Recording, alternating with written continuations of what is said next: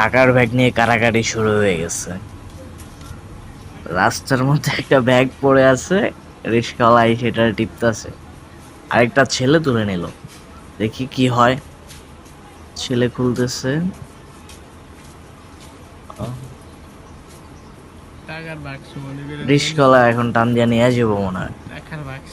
রিস্কাওয়ালার লোক, রিস্কাওয়ালা, হ্যাঁ রিস্কাওয়ালা এই যে টান দিয়ে নিয়ে গেছে। টাকার ব্যাগ পাইছে, লোক সামলাই দেওয়া পারতেছে না। পোলায় তো খুশি, চাইরদিকে চাইতেছে। দেখি আরেকজন আইছে, তিনজন ভাগিদার হইছে। হ্যাঁ, টাকার পোলটা খুলতেছে। ও সেই খুশি, একজন এক একদিকে চায় আসতেছে।